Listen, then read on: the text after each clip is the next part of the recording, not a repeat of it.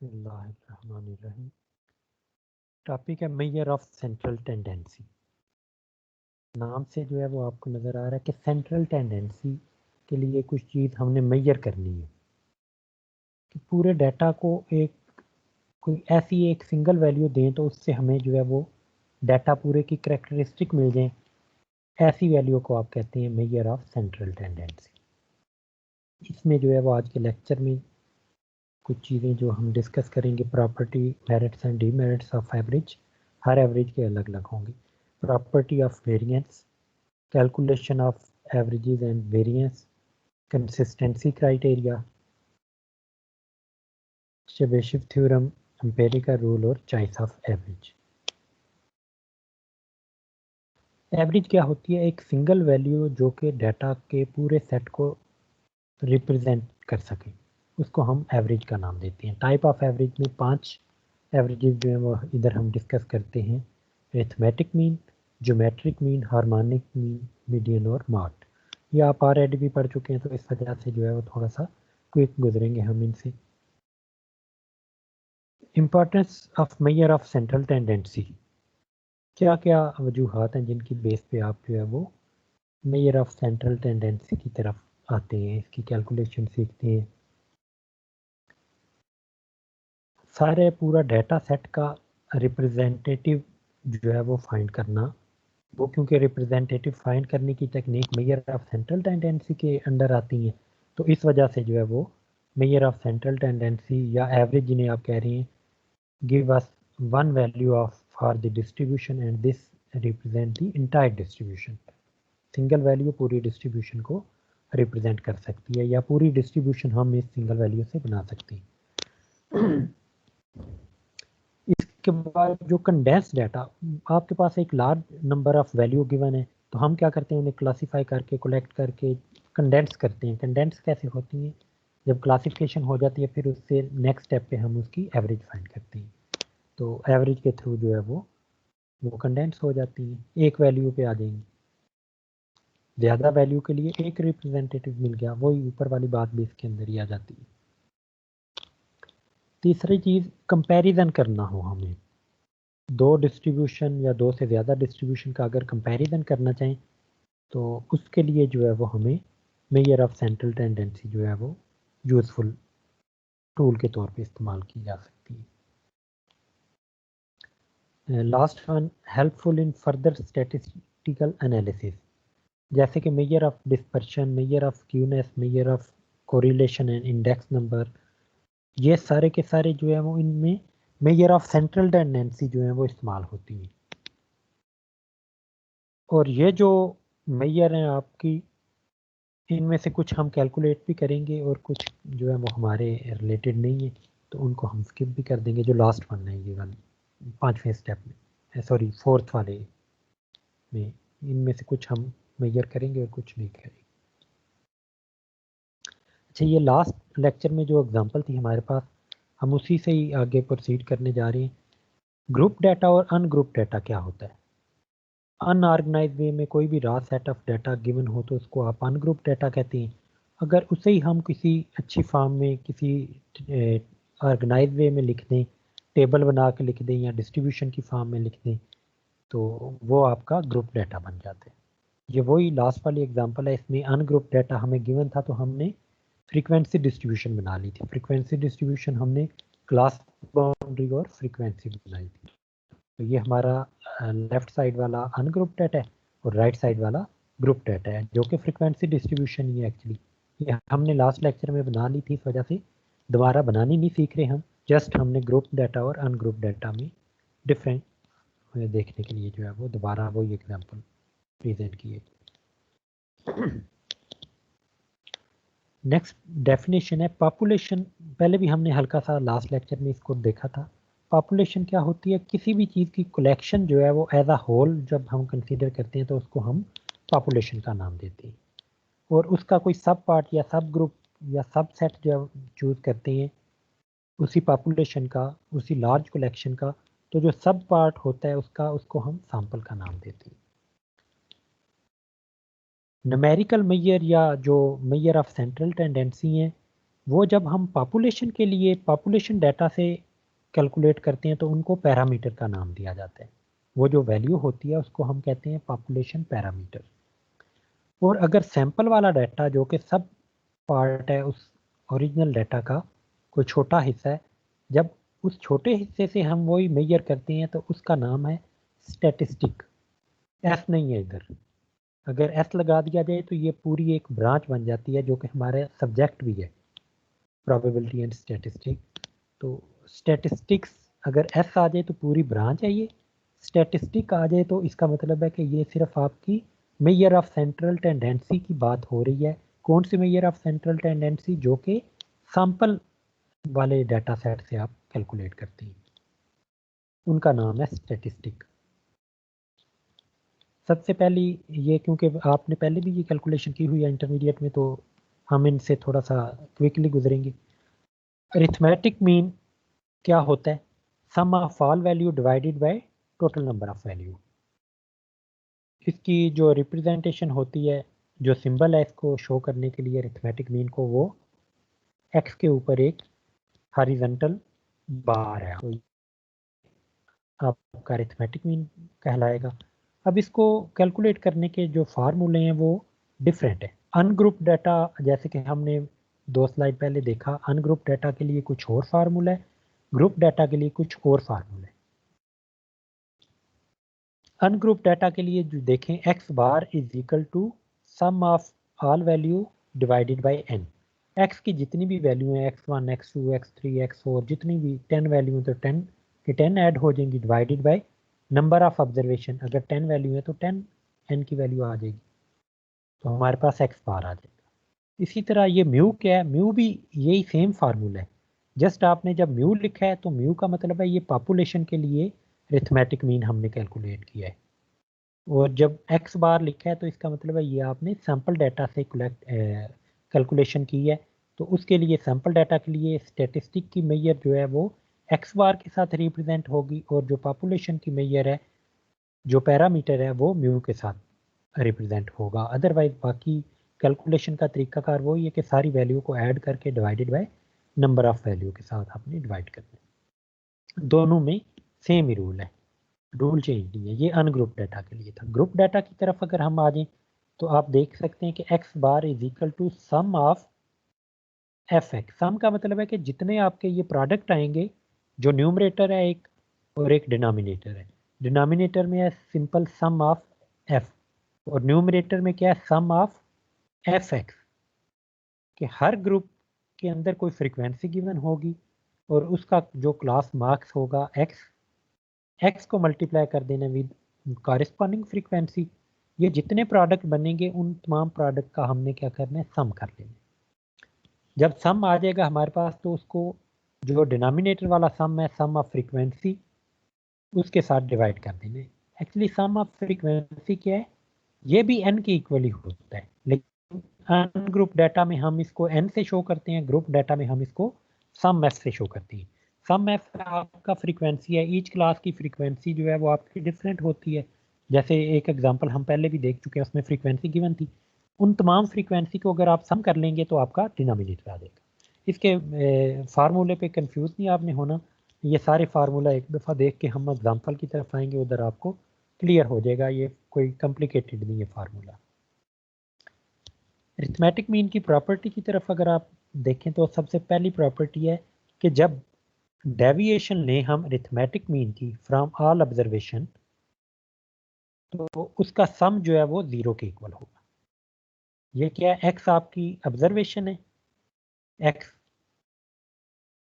हर x में से आपने ये फिक्स वैल्यू, एक्स बार ए की वैल्यू है, हर एक्स में से आपने ये सेम वैल्यू जो एक्स बार का आंसर आया होगा, वो जब आपने माइनस करते जाना है तो आपके पास नई ऑब्जर्वेशन आ जाएंगी, एक्स माइनस एक्स बार के लिए नए आंसर आ जाएंगे। इन तमाम आंसर को आपने क्या करना है? सम करना है। तो हमें श्योरिटी है कि ये सम हमारे पास 0 ही आएगा। जब भी आप ये डेविएशन लेंगे, डेविएशन किससे ले रहे हैं? अरिथमेटिक मीन से ले रहे हैं। तो अरिथमेटिक मीन हमें ये श्योरिटी देता है कि ये जो डेविएशन है इसका सम इज इक्वल टू 0 ही आएगा हमेशा। सेकंड प्रॉपर्टी है इसकी कि sum of square of deviation taken from arithmetic mean, ये क्या होगा, मिनिमम होगा। अब जीरो की बात नहीं हो रही। ये कैलकुलेट कैसे कर रही है कि x माइनस एक्स बार के लिए जो ऑब्जर्वेशन हमारे पास आई थी उन तमाम ऑब्जर्वेशन का स्केयर हमने ले लिया। स्केयर लेने का मतलब है पावर 2 ले लिए। अब जो पावर 2 लेने के बाद हमारे पास आंसर आ रहे हैं, उन तमाम आंसर को ऐड अप करेंगे तो ये वाला आंसर हमारे पास जो आएगा, इस आंसर के बारे में हम स्टेटमेंट दे रहे हैं कि ये मिनिमम आंसर होगा। अब मिनिमम जो वर्ड है ये आपकी कंपैरेटिव फॉर्म में इस्तेमाल हो रहा है। इधर कंपैरिजन की आप शक्ल में इसको देख सकते हैं। जब मिनिमम का वर्ड आ रहा है तो इसका मतलब है कि बाकी जो वैल्यू आएंगी वो सारी की सारी क्या होंगी, इससे बड़ी आएंगी। तो इसमें खास बात क्या है फिर कि आप एक्स बार के अलावा किसी और वैल्यू के साथ जब डेविएशन लेंगे अदर देन एक्स बार, तो वो बाकी तमाम वैल्यू का स्क्वायर ऑफ डेविएशन जो है वो ग्रेटर देन और इक्वल टू दिस डेविएशन होगा। कौन सी डेविएशन मिनिमम है इसमें, जो एक्स बार वाली है। एक्स बार वाली का आंसर हमेशा लेस आएगा। अगर आप इधर एक्स बार की जगह पे कोई भी और नंबर रख दें अदर देन एक्स बार, तो उधर से यही सेम कैलकुलेशन हम कर रहे हैं, एक्स माइनस ए स्केयर और फिर जितनी वैल्यू आ रही है उनका सम। तो ये जो नया आंसर आ रहा है, ये वाला आंसर जो है वो अरिथमेटिक मीन के सम ऑफ स्क्वायर ऑफ डेविएशन से हमेशा बड़ा ही आएगा किसी भी आर्बिट्रेरी ए के लिए। ए जो है वो आपका अदर देन एक्स बार होना चाहिए बस।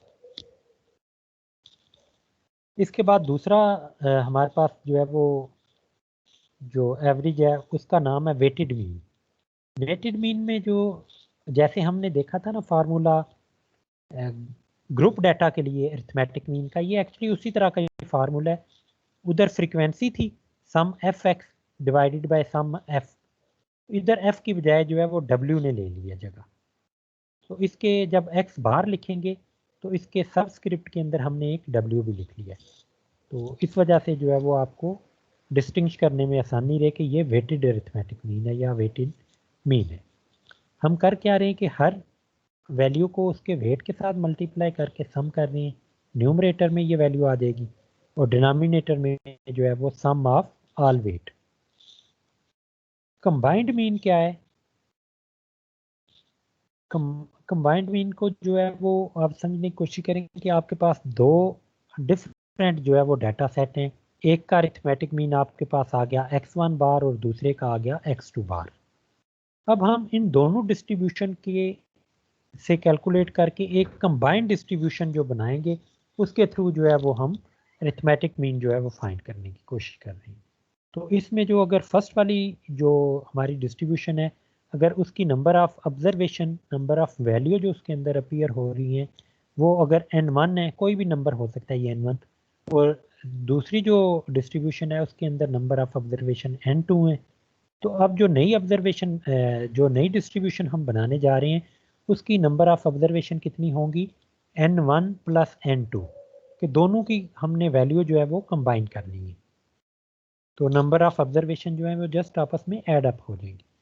अब हमारे पास अगर इंफॉर्मेशन गिवन है ऑलरेडी, हमने अरिथमेटिक मीन पहली डिस्ट्रीब्यूशन और दूसरी डिस्ट्रीब्यूशन का फाइंड कर रखा है, तो उस केस में हमने इन्हीं को इस्तेमाल करके कंबाइंड अरिथमेटिक मीन जो है वो फाइंड करना है। तो फिर हम क्या करेंगे, जो फर्स्ट वाली डिस्ट्रीब्यूशन का अरिथमेटिक मीन है x1 बार, उसको मल्टीप्लाई कर देंगे विद n1, और जो सेकंड डिस्ट्रीब्यूशन x2 बार है उसका अरिथमेटिक मीन को मल्टीप्लाई कर देंगे विद n2 और डिवाइड कर देंगे with combined number of observation which is n1 plus n2। तो हमारे पास ये जो नया आंसर आएगा ये कंबाइंड मीन का आएगा। ये मेरिट्स और डीमेरिट्स जो हैं वो एक्चुअली तमाम जो हमारे पास मेजर ऑफ सेंट्रल टेंडेंसी आ रही है उन तमाम के लिए अलग अलग है। तो मैं एक के डिस्कस कर रहा हूँ, बाकी आपने खुद पढ़ने। अरिथमेटिक मीन के मैं डिस्कस कर देता हूँ, बाकी आप खुद रीड कर लीजिएगा। तो मेरिट की तरफ आते हैं। अरिथमेटिक मीन का मेरिट क्या है, सबसे पहला मेरिट जो है वो arithmetic mean is most popular among average. Average की जितनी भी टाइप्स हैं उनमें से जो सबसे पॉपुलर फॉर्म है वो हमारे पास अरिथमेटिक मीन है।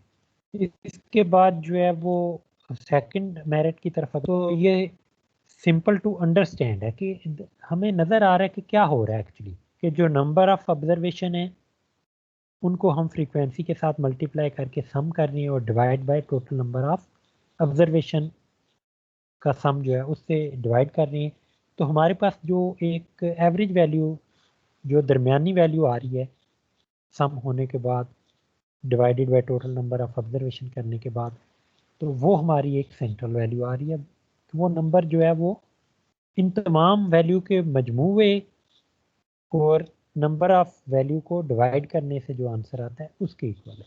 इसको हम अंडरस्टैंड कर सकते हैं। कुछ और जो मेजर ऑफ सेंट्रल टेंडेंसी हैं उनमें इस तरह रियलाइज करना मुश्किल, लेकिन अरिथमेटिक मीन के एडवांटेज में ये आता है कि इसको अंडरस्टैंड किया जा सकता है कि क्या हो रहा है एक्चुअली इसके साथ। कैलकुलेशन ऑफ अरिथमेटिक मीन जो है वो सारे के सारा डाटा सेट के ऊपर डिपेंड करता है। जो भी आपका, अगर सैंपल से आप कैलकुलेशन कर रहे हैं तो सैंपल की हर ऑब्जर्वेशन इसके अंदर अपना पार्ट प्ले कर रही होती है। कुछ और आपकी आगे चल के हम डिस्कस करने वाले हैं मेजर ऑफ सेंट्रल टेंडेंसी, उनके अंदर ऐसा नहीं होता। तमाम की तमाम वैल्यू जो है वो इस्तेमाल नहीं हो रही होती, कुछ वैल्यू इस्तेमाल होती हैं, कुछ वैल्यू इस्तेमाल नहीं होती। इसके अलावा अगले मेरिट पे हैं तो arithmetic mean is responsible for further algebraic treatment. इसकी मदद से जो है वो हम फर्दर जो है वो डाटा को ट्रीट कर सकते हैं, अलजेब्राइक ट्रीटमेंट पॉसिबल है। ये स्ट्रिक्टली डिफाइंड है और गुड मीन ऑफ कंपैरिजन हमें प्रोवाइड करता है। ये कंपैरिजन डायरेक्टली तो इससे इतना कोई हम इस्तेमाल नहीं करते, लेकिन इनडायरेक्टली जो है ये कंपैरिजन के अंदर इस्तेमाल होता है। कंपैरिजन का मतलब है कि कोई दो डिस्ट्रीब्यूशन है तो आपने उसमें कंसिस्टेंसी देखनी है या देखना है कि कौन अच्छा परफॉर्म कर रहा है, या डिफरेंट आपकी जो है वो आप चीज़ें ऑब्जर्व करके डिसीजन लेना चाह रहे हैं, तो उस केस में जो है वो ये कंपैरिजन आपको प्रोवाइड करता है डायरेक्टली सम टाइम और सम टाइम इनडायरेक्टली। अब डीमेरिट्स की तरफ अगर आए अरिथमेटिक मीन के, तो arithmetic mean is affected by extreme value. Extreme value का मतलब है कि बहुत छोटी वैल्यू आए या बहुत बड़ी वैल्यू दरमियान में कुछ आ जाए, तो उससे जो है वो ओवरऑल एवरेज जो हमारी है डिस्टर्ब हो जाती है अरिथमेटिक मीन का, क्योंकि फार्मूला इस तरह का कि तमाम वैल्यू को सम करके divided by number of observation करना होता है। तो इस वजह से जो है वो हमारे पास जो है वो हाईएस्ट वैल्यू और लोएस्ट वैल्यू उसके अंदर अपना पार्ट प्ले करके उस सम को जो है वो बहुत ज़्यादा इंक्रीज कर देते हैं या बहुत लो वैल्यू देते हैं। अगर लोएस्ट वैल्यू है तो लो देते हैं, अगर हाईएस्ट वैल्यू कोई आ रही है, एक दो वैल्यू भी हाईएस्ट आ जाए या लोएस्ट आ जाए, तो उसकी वजह से वो सारे का सारा सम जो है वो डिस्टर्ब हो जाता है। वो एक्चुअल वैल्यू से दूर जो है वो कोई और नंबर हमें मिल जाता है, वो अच्छी रिप्रेजेंटेशन नहीं मानी जाती। अच्छा, इसके अलावा जो है वो अगर आपके पास कोई डाटा सेट के अंदर वैल्यू मिसिंग हो तो आपका अरिथमेटिक मीन कैलकुलेट करना जो है वो पॉसिबल नहीं रहता। ये भी एक इसका डीमेरिट। थर्ड डीमेरिट जो है वो frequency distribution with open class and अगर आपको गिवन हो तो फिर भी आप जो है वो अरिथमेटिक मीन कैलकुलेट नहीं कर सकते। इसके बाद हम next major of central tendency की तरफ आते हैं, ज्योमेट्रिक मीन की तरफ। ज्योमेट्रिक मीन क्या है? Geometric mean of n positive observation. सबसे पहले हमने रिस्ट्रिक्शन लगा दिया कि जो हमारे पास वैल्यू आएंगी x1 x2 x3, ये तमाम की तमाम वैल्यू क्या होंगी? पॉजिटिव होंगी, नेगेटिव वैल्यू हमारे पास नहीं होनी चाहिए और ज़ीरो भी नहीं होनी चाहिए। ज़ीरो होगी तो ये सारे के सारा प्रोडक्ट जो है वो ज़ीरो हो जाएगा। तो ज्योमेट्रिक मीन क्या है फिर? एन पॉजिटिव वैल्यू जो हैं उनका ज्योमेट्रिक मीन अगर हमने कैलकुलेट करना है तो हमें क्या करना पड़ेगा? उन तमाम वैल्यू का प्रोडक्ट और जितनी वैल्यू है उतना ही रूट। मसलन अगर 10 वैल्यू है तो 10 की 10 वैल्यू का प्रोडक्ट लेंगे और जो आंसर आएगा उसका 10वां रूट ले लेंगे। 1/10 वैल्यू उसकी ले लेंगे, उसको हम कहते हैं 10th रूट। स्क्वायर रूट क्या होता है? 1/2। क्यूब रूट क्या होता है? 1/3। इसी तरह nth रूट क्या होता है? 1/n। ये पहला फार्मूला तो जो है वो अनग्रुप डाटा के लिए है। ग्रुप डाटा में अच्छा, ये अनग्रुप डाटा में अगर हमारे पास कोई x1 x2 x3 की वैल्यू बहुत बड़ी आ जाए अगर, तो उस वक्त जो है वो ये वाला फार्मूला हमारा जो पहला हमने डिस्क्राइब किया है, ये फार्मूला यूज़फुल नहीं रहता। क्यों यूज़फुल नहीं रहता? क्योंकि जब हमने प्रोडक्ट लेना होता है और लार्ज वैल्यू आ रही हो तो उनका प्रोडक्ट जो है वो बहुत बड़ा आ जाएगा, हमारा कैलकुलेटर जो है वो एक हद के बाद जवाब दे जाता है।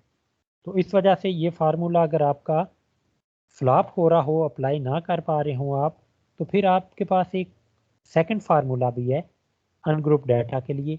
हम क्या करते हैं, लॉग की प्रॉपर्टी उस पर इस्तेमाल कर लेते हैं। तो जब लॉग अप्लाई होता है एक लार्ज वैल्यू पे, तो वो क्या कर देता है, उसको रिड्यूस कर देता है टू स्मॉल वैल्यू। लॉग की ये प्रॉपर्टी है। लॉग ऑफ थाउजेंड क्या होता है, तो आप बताएंगे जी लॉग ऑफ थाउजेंड का आंसर जो है वो बड़ा कम सा आएगा, कितना 10 आता है या 1 आता है, वो देख लीजिएगा आप। चलिए, तो फार्मूला क्या है उसकी तरफ आए। Log of each value, x i का मतलब है कि हर वैल्यू का लॉग, x1 का लॉग, x2 का लॉग, x3 का लॉग, जितनी भी वैल्यू उन तमाम का लॉग, और फिर उन लॉग के सम कर लेने। जब लॉग का सम हो जाएगा तमाम लॉग का, तो divided by number of observation कर देने। अब इस फैक्टर से जो हमारे पास आंसर आ जाएगा, एक ही आंसर आएगा ना, उस आंसर के ऊपर हमने क्या कर देना है, एंटी लॉग अप्लाई कर देना। तो एंटी लॉग अप्लाई करने के बाद जो हमें आंसर मिलेगा वही हमारा ज्योमेट्रिक मीन होगा। वो अगर वही आंसर हम ऊपर वाले फार्मूला से निकालें या इस फार्मूले से निकालें, आंसर सेम आएगा। जस्ट डिफरेंस क्या है कि ऊपर वाला फार्मूला जो है वो अगर x1 x2 x3 वाली वैल्यू जो है वो लार्ज वैल्यू है, मतलब 1000 है, 1010 है, 1020 है, इस तरह की वैल्यू आ जाती है, तो उस वक्त ऊपर वाला फार्मूला कैलकुलेशन के अंदर डिफ़िकल्टी देता है। कैलकुलेटर के अंदर जो है वो हमारी वैल्यू शो होना ख़त्म हो जाती है कुछ डेसिमल प्लेसेस के बाद। तो फिर वो उधर आंसर हमें शो करना शुरू कर देता है 10 मल्टीप्लाई 10 पावर 3, 10 पावर 9। तो वो वाले आंसर तो हमें एग्जैक्ट फिगर के अंदर तो नज़र नहीं आ रहे होते। हमें इतना पता होता है कि ये जो नॉन ज़ीरो वैल्यू है ये आफ्टर ज़ीरो जो है वो इसके इतने नॉन ज़ीरो प्लेसेस मौजूद हैं। तो इस वजह से जो है वो सेकंड ज्योमेट्रिक मीन का फार्मूला जो है वो हम अप्लाई करते हैं। इसके बाद अगर ग्रुप डाटा की तरफ आ जाए तो उधर भी सेम ही रूल है। जस्ट चेंज क्या है कि ईच x1 के ऊपर आप फ्रीक्वेंसी, क्योंकि हर क्लास के लिए आपको फ्रीक्वेंसी गिवन होती है ग्रुप डाटा में, तो जो क्लास मार्क्स x1 होगा उसकी फ्रीक्वेंसी कॉरिस्पॉन्डिंग क्लास की f1 as a power, x2 जो क्लास मार्क्स है उसकी पावर एज अ फ्रीक्वेंसी जो कॉरिस्पॉन्डिंग क्लास की फ्रीक्वेंसी है वही। ये नहीं है कि क्लास मार्क किसी और क्लास का है और फ्रीक्वेंसी किसी और की उसकी पावर में आ जाए। जो जिस क्लास का मार्क्स हमने x1 या x2 चूज किया है उसी की पावर में उसी की फ्रीक्वेंसी आएगी क्लास की। ये x1 x2 क्या होते हैं, क्लास मार्क्स आपको मैंने लास्ट लेक्चर में बताया था, mid point of class boundary होती है।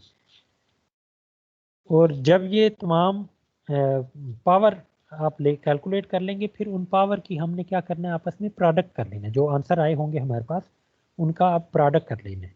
प्रोडक्ट करने के बाद हमने एक रूट लेना है। रूट क्या लेना है, 1/समेशन f। समेशन f जो है वो आपके पास टोटल नंबर ऑफ ऑब्जर्वेशन ही देगा, जैसे आपका ऊपर वाले फार्मूले में था। तो टोटल नंबर ऑफ ऑब्जर्वेशन ही एज आ रूट आपके पास आ रही है, 1/n की फॉर्म ही है ये।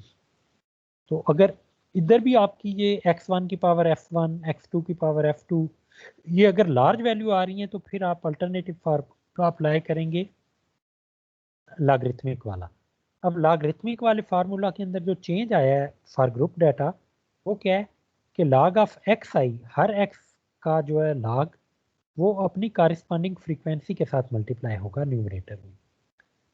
तो log ऑफ x1 जो है वो मल्टीप्लाई होगा f1 के साथ, log ऑफ x2 जो है वो मल्टीप्लाई होगा f2 के साथ। इसी तरह सम करके डिवाइडेड बाय समेशन f, और जो आंसर आएगा इधर से डिवाइड करने के बाद उसका एंटी लॉग ले लेंगे। कंबाइंड ज्योमेट्रिक मीन अगर आपको फाइंड करना है तो उसके लिए नंबर ऑफ ऑब्जर्वेशन उसी तरह कंबाइन होकर नई डिस्ट्रीब्यूशन की n1 + n2 बन जाएंगी जैसे ज्योमेट्रिक मीन में बनी थी।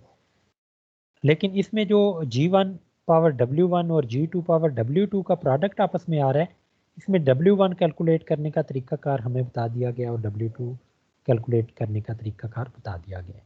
ये वेट के तौर पे ही आप समझ लें इनको W1 और W2।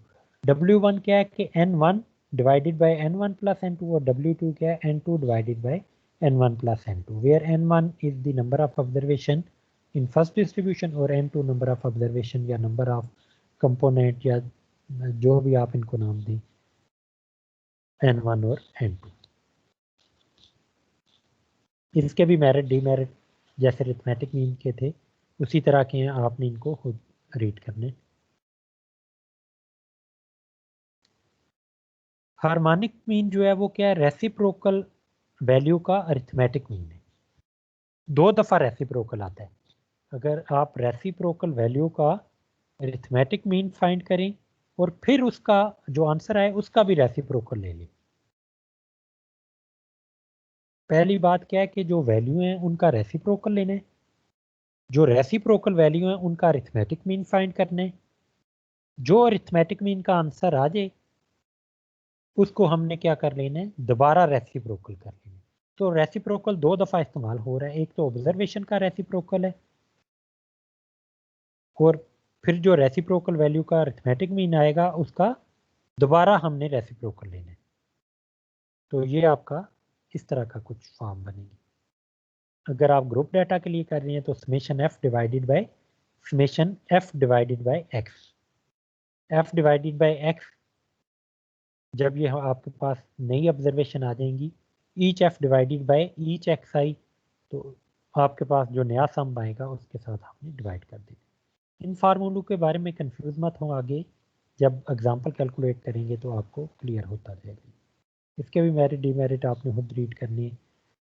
रिलेशन जो अरिथमेटिक मीन, ज्योमेट्रिक मीन और हार्मोनिक मीन में पाया जाता है कि आपके पास इनक्वालिटी की फॉर्म में ये रिलेशन है कि हार्मोनिक मीन जो है वो less than or equal to होगा ज्योमेट्रिक मीन और ज्योमेट्रिक मीन हमेशा less than or equal to होगा अरिथमेटिक मीन। इक्वालिटी कब होल्ड करती है, जब आपकी तमाम वैल्यू जो है वो इक्वल आ जाए। अदरवाइज एक ही डिस्ट्रीब्यूशन के लिए जब ये तीनों चीज़ें कैलकुलेट करेंगे तो हमें श्योरिटी है कि अरिथमेटिक मीन जो है वो हमारा सबसे बड़ा आएगा, ज्योमेट्रिक मीन जो है वो सेंटर में आएगा और हार्मोनिक मीन का जो आंसर आएगा वो सबसे छोटा होगा। अगली जो हमारे पास मेजर ऑफ सेंट्रल टेंडेंसी है उसका नाम है मीडियन। मीडियन अगर देखा जाए तो ये एक मिड के अंदर आने वाली चीज़ का नाम जो है वो आप देख सकते हैं कि जैसे मिड में आए कोई चीज़ तो उसको मीडियन कहते हैं, उसी तरह ये मीडियन है कि एक सेंट्रल वैल्यू हमने चूज़ करनी है। लेकिन अनग्रुप डाटा से कैसे चूज़ करनी है और ग्रुप डाटा से कैसे चूज़ करनी है, दोनों के तरीक़ाकार अलग अलग है। पहले अनग्रुप डाटा की तरफ आते हैं। एक ऐसी वैल्यू जो कि डाटा को 2 इक्वल पार्ट के अंदर डिस्ट्रीब्यूट कर दे उसका नाम होता है मीडियन। तो अनग्रुप डाटा के अंदर अगर हमारे पास n नंबर ऑफ ऑब्जर्वेशन है तो हम इनको असेंडिंग आर्डर के अंदर अरेंज कर सकते हैं।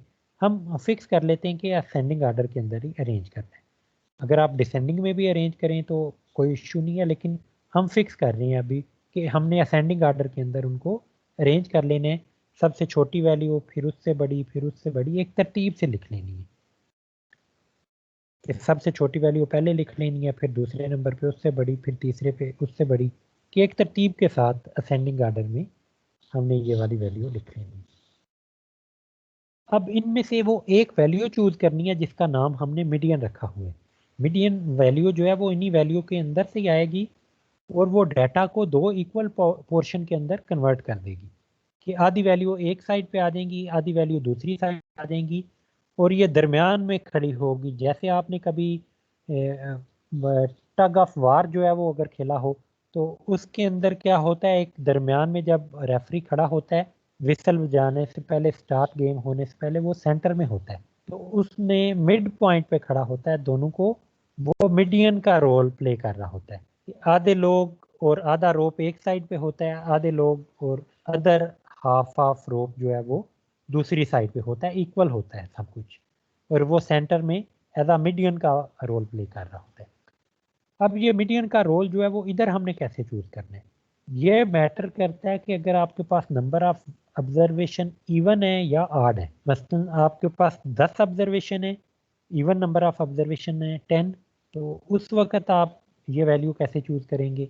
और अगर नंबर ऑफ ऑब्जर्वेशन ऑड है, 9 वैल्यू है, तो उस केस में जो है वो आप कैसे ये वाली वैल्यू जो है चूज करेंगे फ्रॉम डाटा। तो इवन के लिए जो है वो सॉरी फॉर ऑड एन हमारे पास जो n+1 divided by 2th observation होगी वही मीडियन होगा। बड़ा सिंपल है कि ऑड के लिए एक सिंगल वैल्यू हमें मिलेगी, n+1 divided by 2th observation पे जो नंबर पे आएगी वही हमारी मीडियन कहलाएगी। इन वैल्यू को ऑलरेडी हम अरेंज कर चुके हैं। जस्ट अरेंज डाटा में से हमने क्या किया है, n+1 divided by 2th value जो आएगी हमारी वही मीडियन कहलाएगी। मसलन 9 हो अगर n, तो 9+1 डिवाइडेड बाई 2 का क्या आंसर आएगा 5। तो 9 वैल्यू में से जो 5वें नंबर पे आएगी आपकी अरेंज डाटा के अंदर वही आपका मीडियन कहलाएगा। और यही अगर आपकी नंबर ऑफ ऑब्जर्वेशन इवन है तो उस वक्त जो है वो आपने क्या करना है, फिर दो आपने ऑब्जर्वेशन पहले फाइंड करनी है, n डिवाइडेड बाई 2th और n+2 divided by 2th value के दो सेंट्रल वैल्यू आपने चूज कर ली है। अब इन दोनों सेंट्रल वैल्यू का अरिथमेटिक मीन फाइंड कर लेना है। जब दो वैल्यू आपने चूज कर ली, अब उनको दोनों को सम करके डिवाइडेड बाई 2 करेंगे तो वो आपका अरिथमेटिक मीन आ जाएगा। कैलकुलेशन पे अभी नहीं जाते, एक ही दफ़ा एग्जांपल सबकी कलेक्टिवली देखते हैं। इसके ग्रुप डाटा का फार्मूला क्या है, median is equal to L plus h divided by f multiply with n/2 minus c. अब ये सारी टर्म इनका क्या क्या मतलब है, L का क्या मतलब है, H का क्या मतलब है, F कौन सा यूज हो रहा है इधर, n/2 क्या है, C क्या है, ये सारी चीज़ें जो हैं वो इधर डिस्क्राइब कर दी गई हैं। मैं एक दफ़ा आपको डिटेल बता देता हूँ। जब हम मीडियन बनाएंगे चूज करेंगे तो कोई मीडियन क्लास चूज सबसे पहले होगी। जो डाटा गिवन होगा, जैसे हमने फ्रीक्वेंसी डिस्ट्रीब्यूशन बनाई थी, अगर आपको क्लास मार्क्स गिवन है तो आप उसको फ्रीक्वेंसी डिस्ट्रीब्यूशन जब बनाएंगे उसकी, या आपको गिवन है डिस्ट्रीब्यूशन, तो आपने क्लासेस बना लेनी है, क्लास बाउंड्री बना लेनी है, या अगर आपको क्लास लिमिट भी गिवन है तो उसको भी आप क्लास बाउंड्री में कन्वर्ट करने का तरीकाकार मैंने बता दिया था कि कैसे आपने क्लास बाउंड्री के अंदर कन्वर्ट कर लेने उनको। तो कोई किसी भी तरह का आपका डाटा हो, आपको क्लास मार्क्स के साथ फ्रीक्वेंसी गिवन हो, क्लास लिमिट के साथ फ्रीक्वेंसी गिवन हो, या क्लास बाउंड्री के साथ फ्रीक्वेंसी गिवन हो, तो तीनों केस में आपने क्या करना है, अगर आपके पास क्लास बाउंड्री नहीं है तो आपने क्लास बाउंड्री बना लेंगे। जब आप क्लास बाउंड्री बना लेंगे उसके बाद हमने सबसे पहला जो काम करना है वो क्या है कि कोई एक क्लास चूज होगी हमारे पास जो कि मीडियन क्लास कहलाएगी। तमाम क्लासेस में से कोई एक क्लास जो है वो चूज होगी जिसको हम मीडियन क्लास का नाम देंगे। तो जो मीडियन क्लास चूज होगी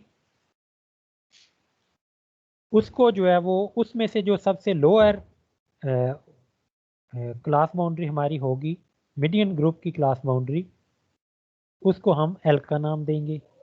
सी को जो है वो cumulative frequency of preceding group of median group. Preceding group का मतलब है जो एक ऊपर वाला ग्रुप है ना मीडियन ग्रुप से, उसकी जो है वो फ्रीक्वेंसी, उसकी कैमुलेटिव फ्रीक्वेंसी। इसका मतलब है सिंपल फ्रीक्वेंसी और कैमुलेटिव फ्रीक्वेंसी के अंदर डिफरेंस है। कैमुलेटिव फ्रीक्वेंसी कैसे बनाई जाती है ये मैं आपको एग्जांपल के अंदर ही बनाता हूँ।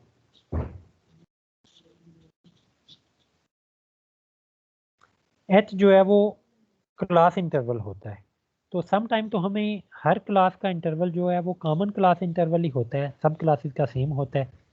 तो अगर ऐसा ना हो, आपको लग रहा हो कि हर क्लास जो है वो डिफरेंट क्लास इंटरवल है, तो फिर आपने ये एच कौन सा चूज एक्चुअली करना है, मीडियन क्लास का। एफ जो है वो फ्रीक्वेंसी ऑफ मीडियन ग्रुप है, जो भी मीडियन क्लास आपकी चूज हुई होगी ये उसी की फ्रीक्वेंसी का नाम एफ है। एल कौन सी फ्रीक्वेंसी थी, मीडियन ग्रुप की लोअर क्लास बाउंड्री थी एल, और एफ जो है वो फ्रीक्वेंसी है मीडियन ग्रुप की, और एन जो है वो सम ऑफ ऑल फ्रीक्वेंसी जो है वो उसका नाम है एन। अब इसके बाद जो है वो जो मेन चीज़ थी वो मैंने आपको नहीं बताई कि मीडियन ग्रुप चूज कैसे करना है। ये तो बता दिया कि मीडियन ग्रुप सबसे पहले चूज करना है, लेकिन वो ग्रुप चूज कैसे करना है आपको फ्रीक्वेंसी जो गिवन होगी सबसे पहले आप उससे कैमुलेटिव फ्रीक्वेंसी बनाएंगे और फिर कैमुलेटिव फ्रीक्वेंसी में आपने ऑब्जर्वेशन देखनी है जो सबसे पहले कैमुलेटिव फ्रीक्वेंसी के अंदर आए, जो सबसे पहली कैमुलेटिव फ्रीक्वेंसी कंटेन करे n/2 को, n/2 को कंटेन करे, जो सबसे पहली कैमुलेटिव फ्रीक्वेंसी ऊपर से नीचे आती दफ़ा, उसको हम डिक्लेयर करेंगे एज अ मीडियन क्लास या मीडियन ग्रुप के तौर पर। मेरिट डिमेरिट इसके आप खुद रीड कीजिएगा। अगली जो हमारी मेजर ऑफ सेंट्रल टेंडेंसी है वो है मॉड। मॉड को अगर आप सिंपल वर्ड में डिफाइन करें तो ये most frequent value of data होती है, कि जितनी ज़्यादा कोई वैल्यू रिपीट हो रही है वही उसकी मॉड कहलाती है। अगर ग्रुप डाटा के लिए हम इसको देखें तो इसके एक स्पेसिफिक फार्मूला है, फार्मूला तो इसके और भी हैं लेकिन ये एक खास किस्म का फार्मूला जिसको हम डिस्कस कर रहे हैं ये इधर आपको गिवन है। इसमें क्या है, L plus F M minus F1 multiply with H divided by L जो है वो अलग से ऐड हो रहा है, उसका डिवीजन के साथ अभी कोई लिंक नहीं है। डिवीजन किसके साथ हो रही है, FM माइनस F1 के साथ। डिवीजन हो किस चीज़ की रही है, FM minus F1 plus FM minus F2, या आप सिंपली ये कह सकते हैं कि 2 time FM minus F1 minus F2 है ये डिनोमिनेटर में। और ये जो H की मल्टीप्लिकेशन है ये सिर्फ सेकंड वाले फैक्टर के साथ है, L के साथ इसका कुछ लेना देना नहीं है दरमियान में, क्योंकि एडिशन साइन आ गया।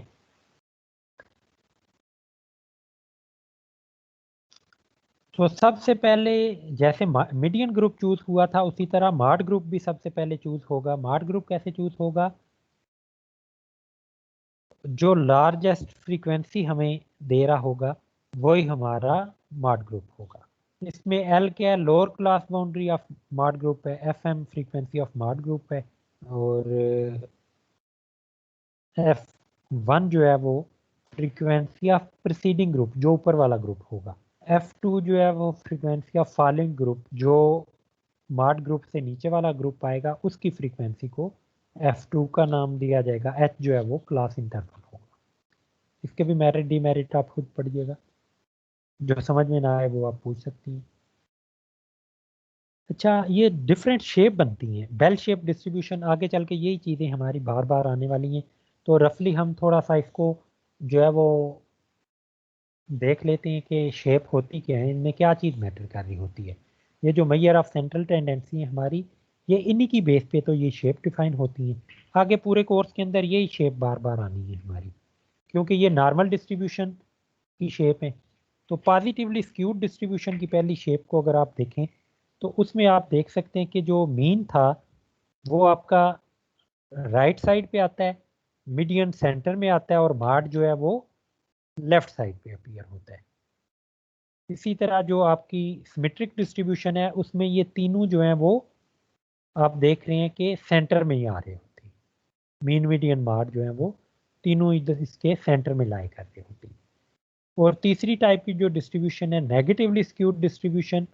नेगेटिवली स्क्यूड डिस्ट्रीब्यूशन में मॉड जो है वो राइट साइड पे है, मीडियन सेंटर में ही है, और मीन जो है वो लेफ्ट साइड पे आ गया, पहले वाली से रिवर्स हो गया। एक्चुअली राइट स्क्यूड और पॉजिटिवली स्क्यूड और नेगेटिवली स्क्यूड एक्चुअली है क्या। पॉजिटिवली स्क्यूड में आप देख रहे हैं एक्स एक्सिस की दो डायरेक्शन होती हैं, पॉजिटिव डायरेक्शन और नेगेटिव डायरेक्शन। जब पॉजिटिव डिस्ट्रीब्यूशन है, पॉजिटिवली स्क्यूड डिस्ट्रीब्यूशन है, तो इसका मतलब है इसका झुकाव जो है ये पॉजिटिव डायरेक्शन की तरफ है, इस वजह से इसको पॉजिटिवली स्क्यूड डिस्ट्रीब्यूशन का नाम दिया जाता है। स्क्यूडनेस का मतलब है कि झुकाव, आप कह सकते हैं कि स्लोप जिस साइड पे ज़्यादा है, तो इधर जो है वो स्क्यूनेस आपकी राइट साइड पे है, इस वजह से आप इसको पॉजिटिवली स्क्यूड कहते हैं। और जो थर्ड वाली फिगर है इसमें आप देख सकते हैं आपका झुकाव जो है वो, जो स्क्यूनेस है वो नेगेटिव एक्स एक्सिस की डायरेक्शन में है, तो इस वजह से जो है वो इसको नेगेटिवली स्क्यूड कहते हैं। और जो दरमियान वाली आपकी फिगर है ये सिमेट्रिक है बोथ साइड पे। आप अगर सेंटर पे खड़े हो जाएं, जैसा बिहेवियर इसका लेफ्ट साइड पे है उसी तरह का बिहेवियर राइट साइड पे भी है। मसलन आप इस सेंटर से 5 यूनिट लेफ्ट पे मूव करें तो जो बिहेवियर कर्व का होगा, उसी तरह आप इस सेंटर से 5 यूनिट राइट मूव करेंगे तो उसी तरह का बिहेवियर आपको सेम बिहेवियर मिलेगा, दोनों सेम डिस्टेंस पे अगर आप मूव करते हैं। अगली हमारी कैलकुलेशन के लिए जो फार्मूला है वो वेरिएंस है। मीन ऑफ किन वैल्यू का mean? Square of deviation from arithmetic mean. इसको हम क्या नाम देते हैं? वेरिएंस का। वेरिएंस क्या है हमारा? स्क्वायर ऑफ डेविएशन जो है फ्रॉम अरिथमेटिक मीन। ये कुछ ऑब्जर्वेशन बनेगी, ये जो नई ऑब्जर्वेशन बनेगी इनका क्या लेना है हमने? मीन फाइंड करना है। तो जो मीन फाइंड होगा वो हमारे पास जो in square of deviation from arithmetic mean से कैलकुलेट होके आएगा, ये जो नया मीन आएगा इसका नाम क्या है? वेरिएंस। ये अगर आप पॉपुलेशन के लिए कैलकुलेट करते हैं तो सिग्मा स्क्वायर इसकी सिंबल है। अगर आप ये सैंपल डाटा के लिए करते हैं तो इसको हम एस स्क्वायर का सिंबल के साथ जो है वो शो करते हैं। अब आप देख सकते हैं जो डेफिनेशन ऊपर हमने बताई है उसी की मदद से ये फार्मूला बने। डेविएशन का स्क्वायर एक्स माइनस एक्स बार का स्क्वायर। तो अगर आपके पास 10 ऑब्जर्वेशन है तो 10 ही आपके पास स्क्वायर ऑफ डेविएशन आएंगे। इन 10 स्क्वायर डेविएशन को आपने क्या करना है? सम करना है और डिवाइडेड बाय 10 कर देना है। आपके पास एक आंसर आएगा, उसका नाम क्या है? वेरिएंस। अगर आप इस फार्मूला के थ्रू कैलकुलेशन करनी आपको डिफिकल्ट लग रही है या कोई टेक्निकल इशू है, इसमें एक्स बार क्या है? हमारा अरिथमेटिक मीन है। उन 10 वैल्यू का अरिथमेटिक मीन पहले आप फाइंड करेंगे, फिर हर वैल्यू के साथ उसकी डेविएशन लेंगे, फिर उन डेविएशन के स्क्वायर लेंगे, उन स्क्वायर को सम करके डिवाइडेड बाय n कर देंगे तो आपका वेरिएंस आ गया। एक तरीका। दूसरा तरीका क्या है कि आप डायरेक्टली कैलकुलेट करें अरिथमेटिक मीन फाइंड किए बगैर। अगर आपको पॉपुलेशन का मीन पता है म्यू, तो उस केस में आप हर वैल्यू का स्क्वायर लेंगे, सम करने के बाद divided by number of observation minus mu square. Mu square actually क्या है? Summation x divided bye n। और जब आंसर आ जाएगा उसका होल स्क्वायर। ये स्क्वायर लेने के बाद सम किया गया है, जबकि म्यू स्क्वायर का मतलब है कि सम लेने के बाद डिवाइड करने के बाद हमने उसका स्क्वायर लिया, जो आंसर आया उसका स्क्वायर। ये दोनों इक्वल नहीं होंगे। अगर इक्वल होते तो आंसर 0 बन जाता है। ये इक्वल नहीं देंगे कभी भी आंसर इस तरह। बाय चांस हो सकता है किसी स्पेशल केस में आ जाए। इसकी कुछ प्रॉपर्टी है वेरिएंस की। वेरिएंस जो है वो नेगेटिव नहीं होता। क्यों नहीं नेगेटिव होता? क्योंकि सारी वैल्यू का तो हमने स्केयर कर लिया, कोई नेगेटिव वैल्यू इसमें आ ही नहीं रही। पॉजिटिव वैल्यू को ही सम करेंगे तो वो हमेशा पॉजिटिव आएगा। कोई वैल्यू अगर दरमियान में से 0 भी हो जाती है तो आपकी नेगेटिव आने के चांसेस नहीं। अगर तमाम की तमाम वैल्यू सेम आ रही हो, कांस्टेंट वैल्यू आ रही हो, तो उस केस में वेरिएंस जो है वो क्या होता है? 0 होता है। वेरिएंस 0 का मतलब है डाटा वेरी नहीं कर रहा, सारी की सारी वैल्यू सेम है, कांस्टेंट है। अगर आपका वेरिएबल किसी कांस्टेंट के साथ मल्टीप्लाई कर दिया जाए तो जो वेरिएंस है वो नए वेरिएबल ए एक्स के मल्टीप्लाई करने के साथ आपका नया वेरिएबल बन गया। तो जो आपने सिंपल एक्स का वेरिएंस फाइंड किया होगा, उसी वेरिएंस को आप ए स्क्वायर के साथ मल्टीप्लाई कर दें तो आपका वेरिएंस ऑफ ए एक्स मिल जाता है। और इसी तरह अगर आप x के अंदर कोई कांस्टेंट a ऐड करके या सब्ट्रैक्ट करके वेरिएंस फाइंड करें तो इसका कोई इफेक्ट नहीं आता। जो x का वेरिएंस है वही x प्लस a का भी वेरिएंस आएगा, जबकि a आपका कांस्टेंट है। तो अगर ऊपर वाली दोनों प्रॉपर्टी को कंबाइन करें तो variance of a x plus b क्या बनेगा? A square time variance of x, where a and b are constant. जब दो वेरिएबल हैं, एक्स भी वेरिएबल है, वाई भी वेरिएबल है। वेरिएबल का मतलब है जो हम क्लास मार्क्स चूज कर रहे थे फ्रीक्वेंसी डिस्ट्रीब्यूशन के अंदर, ये उसी तरह का डाटा सेट है एक्स और वाई। तो एक्स और वाई जो है वो अगर दोनों वेरिएबल हैं तो variance of x plus y is just variance of x plus variance of y होगा। इसी तरह डिफरेंस है तो उस केस में भी आपका दोनों का डिफरेंस है। स्टैंडर्ड डेविएशन क्या है? Positive square root of variance. तो वही जो फार्मूले हैं उनका हम अगर स्क्वायर रूट ले लें, स्क्वायर रूट क्योंकि दो तरह का होता है, पॉजिटिव भी और नेगेटिव भी, तो हम सिर्फ पॉजिटिव जो है वो बाय डेफिनेशन चूज करते हैं, नेगेटिव को स्किप कर देते हैं। तो पॉजिटिव जो है वो नेगेटिव क्यों नहीं आ सकता, उसकी रीज़न मैं पहले भी बता चुका हूँ कि आपका जो आप जो तमाम ऑब्जर्वेशन के तो स्केयर ले रहे हैं, कोई वैल्यू नेगेटिव आनी नहीं है। जब वैल्यू नेगेटिव नहीं आनी तो आपका जो आंसर नेगेटिव बाय डिफ़ॉल्ट आता है ना, क्योंकि स्केयर रूट जब आप लेते हैं तो प्लस माइनस आता है, क्योंकि अंदर कोई नेगेटिव वैल्यू आने का चांस ही नहीं है, तो इस वजह से हम बाहर वाला नेगेटिव भी आंसर चूज नहीं करेंगे, सिर्फ पॉजिटिव वाला आंसर चूज करेंगे। तो इधर आपको कुछ थोड़े से पहले से डिफरेंट फार्मूले भी नज़र आ रहे हैं, इनको भी देख लें। इधर n के साथ डिवाइड हो रहा है, इधर n-1 के साथ डिवाइड हो रहा है। ये डिफरेंस क्या है कि जब आप पॉपुलेशन के लिए कैलकुलेट करते हैं तो divided by total number of observation n के साथ डिवाइड करते हैं। जब सैंपल के लिए कैलकुलेशन करते हैं तो एक वैल्यू को लेस करके आप जो है वो डिवाइड करते हैं। ग्रुप डाटा के लिए आपके पास ये फार्मूला है, f multiply with x square divided by summation f minus F x का मल्टीप्लिकेशन है, सम हो रहा है, फिर डिवाइडेड बाय समेशन एफ है, जो आंसर आ रहा है उसका होल का स्केयर है। जब ये दोनों डिफरेंस हो गए हैं उसके बाद हमने आंसर का स्केयर रूट लेना है।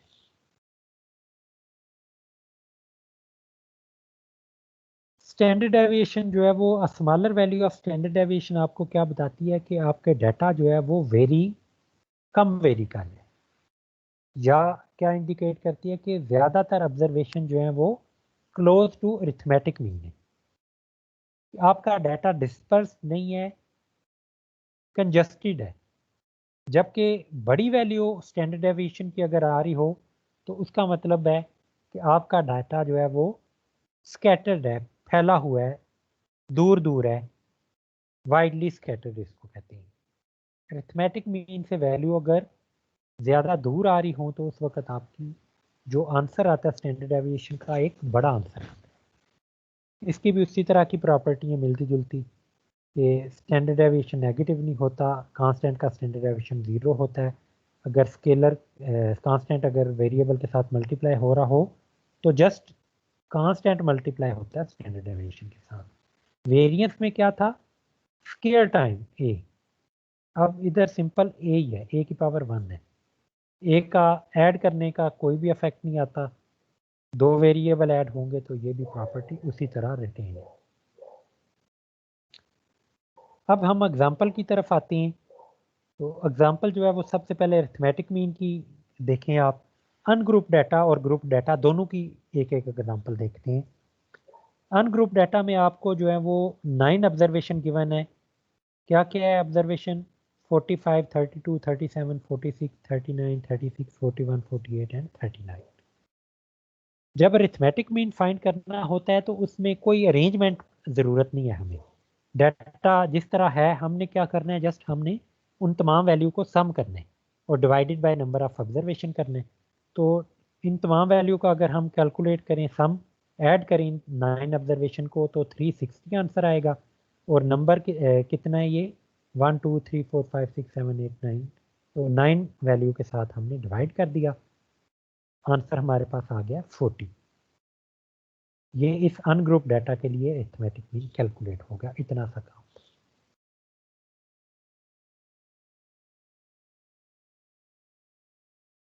अगर हम ज्योमेट्रिक मीन जो हमें गिवन है अनग्रुप डाटा का, ये सेम डाटा है, इसके लिए अगर हम ज्योमेट्रिक मीन फाइंड करना चाहें तो कैसे फाइंड करेंगे? क्योंकि इन वैल्यू को अगर हम प्रोडक्ट लेके और फिर nth रूट लेंगे तो वो बड़ी लार्ज नंबर आ रहा है। हम सेकंड वाला फार्मूला जो लॉग वाला था वो सीखना भी चाह रहे हैं कि अप्लाई कैसे होगा। तो इन तमाम वैल्यू का पहले क्या किया हमने, लॉग लिया, log of 45 is equal to 1.6532। तो इन तमाम वैल्यू का इसी तरह आप लॉग लेंगे, लॉग ऑफ एक्स को आपने क्या करना है, सम कर देना है। तो ये जो तमाम लॉग की वैल्यू आई हैं उनका सम करने से हमें क्या मिला है, 14.387। अब ज्योमेट्रिक मीन क्या होता है? Anti log of summation log x. तो ये 14.387 का एंटी लॉग अगर हम लेंगे, सॉरी, इस 14.387 को divided by summation n, divided by n भी करना होता है। तो डिवाइडेड बाय एन करने के बाद जो आंसर आएगा उसका एंटी लॉग लेंगे, तो हमारे पास जो है वो ज्योमेट्रिक मीन आ जाएगा। एंटी लॉग और लॉग का ऑप्शन आपके पास आपके कैलकुलेटर में होता है, इसकी आपने प्रैक्टिस करनी है। इसके अलावा आपको जो है वो एंड ऑफ टुडे लेक्चर आपको जो है वो एक असाइनमेंट गिवन है। असाइनमेंट आपने सॉल्व करनी है और सबमिट करनी है। इसके मार्क्स होंगे, जैसे आपकी वेट जो है वो मैटर करता है ग्रेडिंग के अंदर, उसी तरह ये वाला असाइनमेंट होगी एंड पे जो आपको पास आई। नेक्स्ट हम जो है वो 3 ऑब्जर्वेशन जो गिवन है, अनग्रुप डाटा है। अनग्रुप डाटा का हमें कैसे पहचान होती है? कोई फ्रीक्वेंसी नहीं है, कोई जो है वो क्लासिफिकेशन नहीं है उसके अंदर, कोई वेट नहीं गिवन हमें, जस्ट रॉ डाटा गिवन है, ओपन फॉर्म में कुछ ऑब्जर्वेशन गिवन है। तो उनकी जो है वो फॉर्म जो है वो हमारी कौन सी होगी? अनग्रुप डाटा होगी। अब अनग्रुप डाटा के लिए हमने हार्मोनिक मीन कैलकुलेट करना है। ऑलरेडी हम क्या कैलकुलेट कर चुके हैं? अरिथमेटिक मीन और मीडियन कैलकुलेट कर चुके हैं। अब तीसरी चीज़ हम कैलकुलेट करने जा रहे हैं हार्मोनिक मीन। हार्मोनिक मीन हमारा था reciprocal of arithmetic mean of reciprocal value. तो हर वैल्यू का रेसिप्रोकल लिया। पहली वैल्यू हमारी है 15, तो इसका रेसिप्रोकल का बन गया 1/15। सेकंड वैल्यू 20 है, तो इसका रेसिप्रोकल 1/20। थर्ड वैल्यू का रेसिप्रोकल 1/25। अब जो नई वैल्यू आई हैं उनके अरिथमेटिक मीन फाइंड करने हैं। रेसिप्रोकल वैल्यू का अरिथमेटिक मीन फाइंड करेंगे तो कैसे करेंगे? इन तीनों वैल्यू को ऐड करके डिवाइडेड बाय 3 कर देंगे, divided by number of observation. तो हमारे पास arithmetic mean of reciprocal value आ जाएगा। तो जो भी आंसर आया उसका फिर हमने दोबारा से रेसिप्रोकल लेना है। तो हमने डायरेक्टली इधर इसको रेसिप्रोकल करके लिख लिया 3 डिवाइडेड बाय रेसिप्रोकल का सम। तो हमारे पास आंसर आ जाएगा 19.5।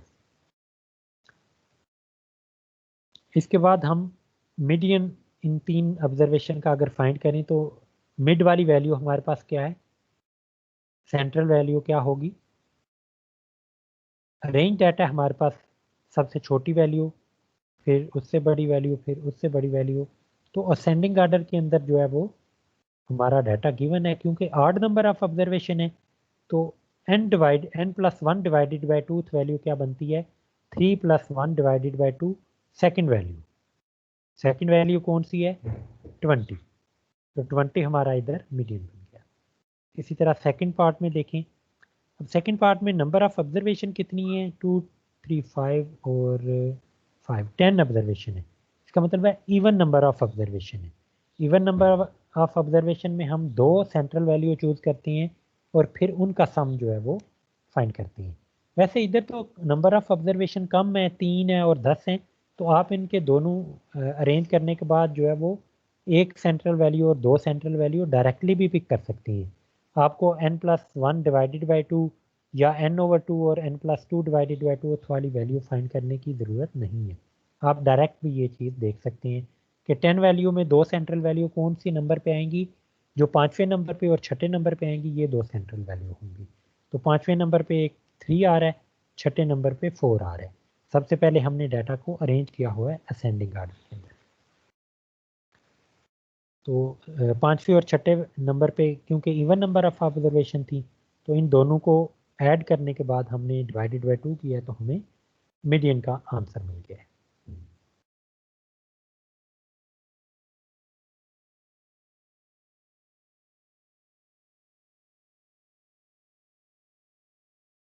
अगली कैलकुलेशन है हमारी माड की। माड क्या है? हमारा मोस्ट रिपीटेड वैल्यू। तो लाजमी नहीं है कि किसी भी डिस्ट्रीब्यूशन का माड हो।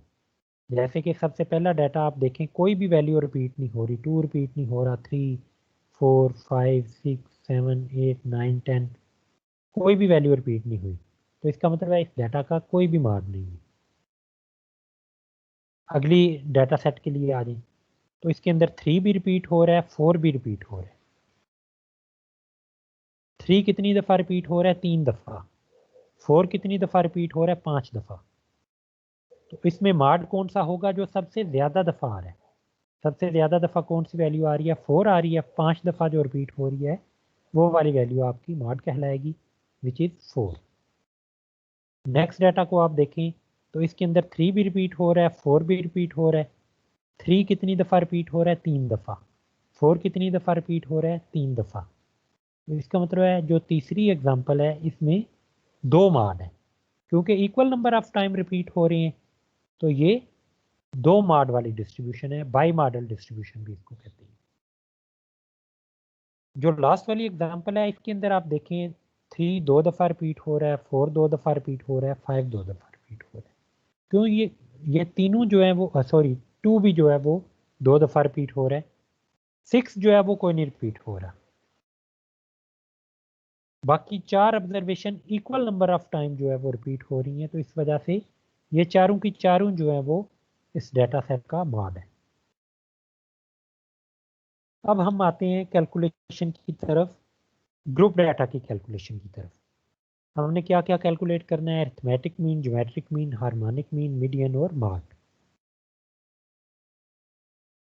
ये अगर आप डाटा सेट देखें तो ये जो लास्ट लेक्चर के अंदर हमने एक एग्जांपल की थी, अनग्रुप डाटा को ग्रुप डाटा की फॉर्म में लिखा था, या आपने वो एग्जांपल को इस तरह नाम दे सकते हैं, उधर हमने जो नाम दिया था कि हमने उसकी फ्रीक्वेंसी डिस्ट्रीब्यूशन बनाई थी। तो ये वही क्लासेज हैं आपके पास और उनके कारस्पॉन्डिंग जो फ्रीक्वेंसी है वो गिवन है। इसका मतलब है हमारे पास एक फ्रीक्वेंसी डिस्ट्रीब्यूशन गिवन है, तो ये ग्रुप डाटा है। ग्रुप डाटा के लिए अब यही सारी मेजर ऑफ सेंट्रल टेंडेंसी जो है वो हमने फाइंड करनी है। तो वन बाय वन जो है वो हम फाइंड करते हैं। ये क्लास लिमिट गिवन है, क्लास बाउंड्री नहीं गिवन। तो सबसे पहले अरिथमेटिक मीन के अंदर हमें क्या चाहिए होता है? एक्स चाहिए होता है, क्लास मार्क्स चाहिए होता है, क्योंकि summation F x divided by summation F हमने करना होता है। तो उसमें एक्स की वैल्यू चाहिए ताकि हम उसको कारस्पॉन्डिंग एफ के साथ मल्टीप्लाई कर सकें। तो ये एक्स हमें कैसे मिलेगा? क्लास लिमिट या क्लास बाउंड्री अगर आपके पास है तो दोनों में आप दोनों को ऐड करके लोअर क्लास लिमिट और अपर क्लास लिमिट दोनों को आप ऐड करेंगे, डिवाइडेड बाय 2 करेंगे, तो आपके पास जो आंसर आएगा वो जो मिड पॉइंट आएगा इसका उसको आप क्या कहते हैं? Class mark. क्लास मार्क या एक्स। तो हर क्लास के लिए, क्लास लिमिट के लिए आप ये वाला एक्स फाइंड करेंगे by adding and divided by 2। तो आपको जो एक्स मिलेंगे, हर एक्स को उसके कारस्पॉन्डिंग फ्रीक्वेंसी के साथ मल्टीप्लाई करने। मसलन आपकी ये जो 4 वाली क्लास है इसमें 134.5 मल्टीप्लाई विद 10 आ जाएगा, तो आपका जो आंसर आया 1345। ये कौन से प्रोडक्ट है? F multiply with x. इन तमाम प्रोडक्ट का आपने क्या किया? सम किया और डिवाइडेड बाय समेशन एफ किया, आपके पास ग्रुप डाटा का अरिथमेटिक मीन आ गया। ग्रुप डाटा में जिस तरह की मर्जी आपको फॉर्म गिवन हो, आपने क्या करना है? उसको कन्वर्ट कर लेना है एक्स और एफ के अंदर। जब आपके पास ये दो इंफॉर्मेशन आ जाएंगी, आपका अरिथमेटिक मीन कैलकुलेट करना जस्ट मल्टीप्लिकेशन के ऊपर डिपेंड करता है। नेक्स्ट जो कैलकुलेशन है ज्योमेट्रिक मीन की। ज्योमेट्रिक मीन में आपको क्या चीज़ चाहिए? हम अगर लाग वाला फार्मूला अप्लाई करें या लाग के बगैर भी करें तो उसके लिए हमें एक्स चाहिए, और अगर लाग वाला अप्लाई करना है, क्योंकि आप देख रहे हैं एक्स बड़ी वैल्यू दे रहे हैं, जब मल्टीप्लिकेशन होगी तो और ज़्यादा बड़ी होती जाएगी ये वैल्यू, तो डील करना मुश्किल होगा। इस वजह से एक्स फाइंड करने के बाद हम उनके हर एक्स वैल्यू का लाग लेंगे और फिर हर लाग को मल्टीप्लाई कर लेंगे विद कॉरेस्पॉन्डिंग फ्रीक्वेंसी। जैसे कि हमारे पास फार्मूला ऑलरेडी गिवन है, summation F log x, that's mean each F multiply हो रहा है लॉग साइड के साथ। तो जो लॉग जिस एक्स का है उसी की कॉरेस्पॉन्डिंग फ्रीक्वेंसी मल्टीप्लाई होगी। हर क्लास की अपनी फ्रीक्वेंसी है, उसके साथ उसको मल्टीप्लाई करते लॉग लेने के बाद। तो जो एफ लॉग एक्स है, उसका अगर हम सम करते हैं डिवाइडेड बाय समेशन एफ करते हैं, तो जो आंसर आएगा समेशन एफ से डिवाइड करने के बाद उसका एंटी लॉग लिया तो हमारे पास आंसर आ गया ज्योमेट्रिक मीन का। एंटी लॉग का आपने इस्तेमाल करना है बाय कैलकुलेटर। अगली कैलकुलेशन है हार्मोनिक मीन की। उसमें क्लास लिमिट क्योंकि हमें गिवन है, तो हमें क्या चाहिए, एफ डिवाइडेड बाय एक्स चाहिए ग्रुप डाटा के लिए। तो क्लास लिमिट से एक्स जो फाइंड किया हुआ है हमने प्रीवियस स्लाइड पे, उसी एक्स के साथ हमने ईच फ्रीक्वेंसी को डिवाइड कर देना। 9 डिवाइड होगा 74.5 के साथ, 10 डिवाइड होगा 94.5 के साथ। इसी तरह हर एफ जो है वो उसके करस्पॉन्डिंग एक्स के साथ डिवाइड होता जाएगा। तो हमारे पास जो एफ ओवर एक्स आए हैं, आम वैल्यू का सम करेंगे और डिवाइडेड बाय समेशन एफ करेंगे, तो हमारे पास जो नया आंसर आएगा वो हार्मोनिक मीन होगा। सॉरी, इधर रिवर्स करना है, समेशन एफ डिवाइडेड बाय ये वाला आंसर। तो इसमें रिवर्स ऑर्डर आपने अप्लाई करना है, तो जो आंसर आएगा आपका वो हार्मोनिक मीन। इसके बाद जो है वो मीडियन और मार्ड जो है वो दो कैलकुलेशन बच जाती हैं।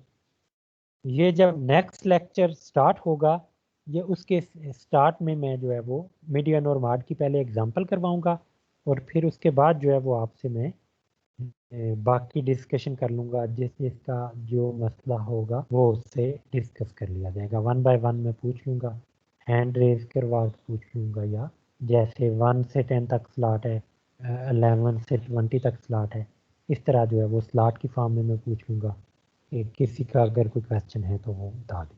मीडियन और मार्ड की जो एग्जांपल है ये हम नेक्स्ट टाइम करेंगे।